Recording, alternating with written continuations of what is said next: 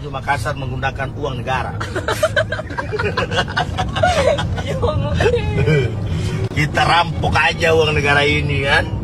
Kita habiskan aja. Kita rampok aja uang negara ini kan. Kita habiskan aja. Halo teman-teman semua, selamat datang di video edukasi kali ini. Beberapa hari terakhir media sosial ramai membicarakan sebuah video yang bikin heboh. Seorang anggota DPRD dari Gorontalo. Anggota DPRD Provinsi Gorontalo. Bersama ini saya didampingi oleh istri saya, Megawati Nusi. Dengan ini atas nama pribadi dan keluarga, saya memohonkan maaf atas video yang telah diviralkan di media TikTok beberapa waktu lalu. Sesungguhnya Bapak dan Ibu sekalian, saya tidak berniat untuk melecehkan ataupun menyinggung perasaan masyarakat Gorontalo yang saya wakili. Semua ini murni kesalahan saya, Bapak dan Ibu sekalian, dan atas kejadian ini dari hati yang paling dalam saya mohonkan maaf kepada Bapak dan Ibu sekalian. Saat direkam santai di dalam mobil mengucapkan kalimat yang bikin banyak orang kaget, "Kita rampok saja uang negara." Kalimat singkat tapi dampaknya luar biasa besarnya. Kenapa sih bisa viral? Karena ucapan itu menyentuh hal paling sensitif bagi masyarakat, uang negara. Uang yang seharusnya dipakai untuk pembangunan, pendidikan, kesehatan, dan kesejahteraan rakyat. Jadi ketika ada wakil rakyat yang seolah-olah bercanda tentang merampok uang itu, masyarakat wajar merasa kecewa, marah, bahkan hilang kepercayaan. Nah, di video edukasi kali ini kita tidak sekedar ikut-ikutan heboh. Kita akan mencoba melihat lebih dalam apa sebenarnya isi video itu, bagaimana reaksi publik dan tanggapan resmi lembaga terkait. Dan yang paling penting, apa pelajaran berharga yang bisa kita ambil agar demokrasi kita semakin sehat. Sebagai masyarakat, kita memang punya hak untuk bereaksi, tapi kita juga punya tanggung jawab menyikapi kasus seperti ini dengan bijak, bukan sekedar emosi atau menyebarkan potongan video tanpa konteks. Karena dalam demokrasi, suara kita tidak hanya sekedar kritik, tapi juga dorongan untuk perubahan yang lebih baik. Kenapa hal ini relevan untuk dibahas? Karena kepercayaan rakyat adalah modal utama wakil rakyat untuk bekerja. Tanpa kepercayaan, semua kebijakan akan dicurigai. Dan jika kasus seperti ini berulang, maka jurang antara rakyat dan wakilnya semakin besar. Nah, itu artinya bukan hanya lembaga DPRD yang rugi, tapi semuanya. Sebagai bangsa ikut terdampak. Jadi mari kita bahas bersama secara tenang, runtut, dengan bahasa-bahasa yang sederhana. Mulai dari bagaimana video itu muncul, bagaimana publik bereaksi, sampai apa yang bisa kita pelajari agar kasus seperti ini menjadi peringatan, bukan sekedar sensasi.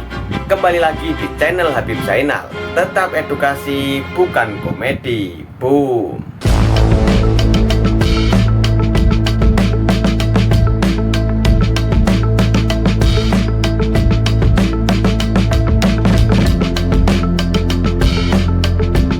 Edukasi bukan komedi.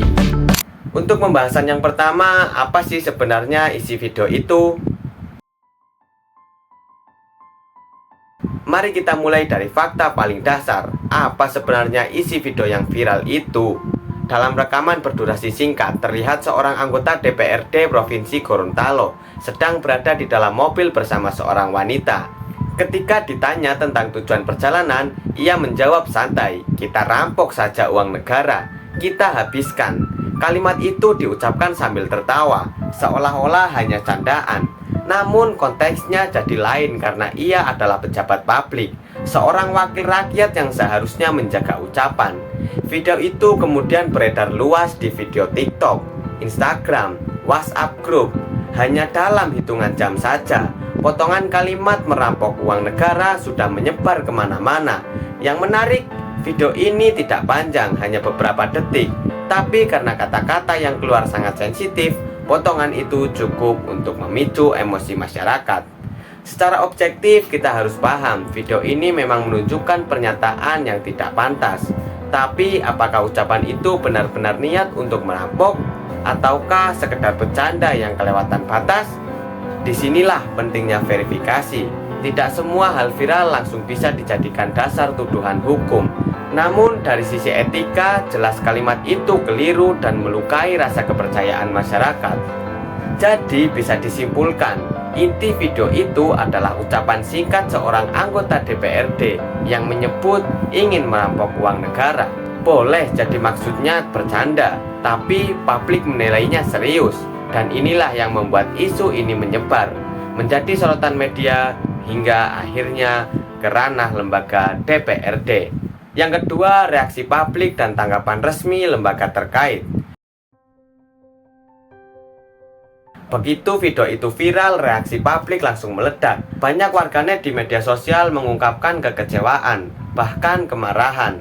Komentar-komentar bernada sinis bermunculan. Pantas saja rakyat susah. Ternyata beginilah isi hati wakil rakyat. Dan seterusnya. Wajar jika masyarakat marah karena ucapan itu menyentuh masalah korupsi yang sudah lama menjadi luka bangsa ini. Media nasional ikut menyoroti. Headline-headline muncul di berbagai portal berita, CNN Indonesia, Kompas, dan lain-lainnya. Liputannya bukan sekedar soal videonya, tapi juga menyoroti bagaimana publik bereaksi. Artinya kasus ini bukan hanya persoalan lokal Gorontalo, tapi sudah jadi pembahasan sosial. Lalu bagaimana dengan tanggapan pejabat yang bersangkutan? Setelah video viral, ia akhirnya meminta maaf. Ia mengatakan ucapannya tidak serius, hanya bercanda, dan ia menyesali jika masyarakat tersinggung. Namun meski sudah minta maaf, publik tetap menilai seorang wakil rakyat tidak seharusnya melontarkan candaan seperti itu. Lembaga DPRD pun tidak tinggal diam. Badan Kehormatan DPRD Provinsi Gorontalo memanggil yang bersangkutan untuk klarifikasi. Ini sangat penting karena DPRD punya aturan kode etik. Jika seorang anggota melanggar meski lewat ucapan, tetapi ada mekanisme penegakan disiplin. Bahkan partai politik, tepatnya Bernaung, juga menyoroti kasus ini karena citra partai ikut dipertaruhkan. Reaksi publik yang keras dan langkah cepat lembaga DPRD menunjukkan dua hal penting. Yang pertama, masyarakat makin kritis. Yang kedua, lembaga negara dituntut bertindak tegas agar kepercayaan rakyat tidak makin hilang. Yang ketiga, pelajaran berharga untuk demokrasi yang lebih sehat. Sekarang mari kita bahas bagian paling penting. Apa sih pelajaran yang bisa kita ambil? Yang pertama adalah ucapan pejabat publik adalah amanah. Tidak ada istilah sekedar bercanda ketika berbicara soal uang negara, karena rakyat menilai apa yang keluar dari mulut wakil rakyat mencerminkan sikap dan mentalitasnya. Terus yang kedua, peran media sosial sebagai pengawas publik. Tanpa media sosial mungkin video-video itu hanya jadi obrolan pribadi, tapi begitu viral, publik bisa ikut mengawasi. Ini membuktikannya bahwa teknologi digital kini menjadi alat check and balance yang sangat kuat. Terus yang ketiga, kita sebagai masyarakat harus cerdas. Jangan mudah terprovokasi, tapi juga jangan diam saja. Kritik boleh, tapi tetap berdasarkan fakta. Jangan sampai kasus seperti ini hanya jadi bahan ejekan, tanpa kita ambil pelajaran untuk memperbaiki sistem politik ke depannya. Terus yang keempat, pentingnya menegakkan etika di lembaga legislatif, DPRD, DPR, atau lembaga politik lainnya. Harus punya mekanisme yang jelas untuk menindak anggotanya yang melanggar etika. Jika tidak, publik akan makin panas. Yang kelima, demokrasi butuh kepercayaan. Kepercayaan adalah modal sosial. Kalau wakil rakyatnya kehilangan kepercayaan, maka komunikasi antar pemerintah dan masyarakat akan runtuh. Ujung-ujungnya kebijakan publik jadi sulit diterima. Teman-teman semua, dari tadi kita sudah membahas mulai dari isi video yang viral, reaksi publik, hingga tanggapan resmi lembaga. Dan tentu pelajaran yang bisa kita ambil dari semua itu, kita bisa melihat satu hal jelas. Ucapan sekecil apapun dari seorang wakil rakyat bisa berdampak besar pada kepercayaan masyarakat. Bagi para pejabat publik, kasus ini seharusnya jadi cerminan, bukan soal benar atau tidaknya bercanda, tapi soal etika. Karena setiap kata yang diucapkan bisa membangun atau justru meruntuhkan kepercayaan rakyat. Satu kalimat bisa menghapus kerja keras bertahun-tahun, dan itu pelajaran yang mahal harganya. Bagi kita sebagai masyarakat, kasus ini juga jadi pengingat. Kita punya hak untuk mengawasi, mengkritik, dan menuntut akuntabilitas. Tapi kita juga punya tanggung jawab untuk tidak terjebak hanya pada sensasi.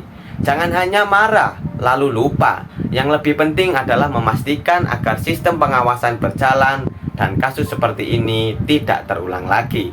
Bayangkan jika setiap pejabat publik sadar bahwa semua tindakannya diawasi, setiap ucapannya dinilai, dan setiap kebijakannya dikritis, maka bukan hanya demokratis kita yang sehat, tapi juga kualitas pelayanan publik akan meningkat. Rakyat merasa dihargai dan wakil rakyat benar-benar menjadi penyambung lidah rakyat, bukan sekedar jabatan. Akhirnya kita kembali pada poin utama, yaitu kepercayaan. Nah, demokrasi tanpa kepercayaan adalah demokrasi yang sangat rapuh. Mari sama-sama jaga kepercayaan itu. Pejabat dengan menjaga amanah, masyarakat dengan kritis sekaligus cerdas, dan lembaga dengan menegakkan aturan secara adil. Kalau kamu merasa video edukasi ini bermanfaat, jangan lupa like, share, dan subscribe channel ini.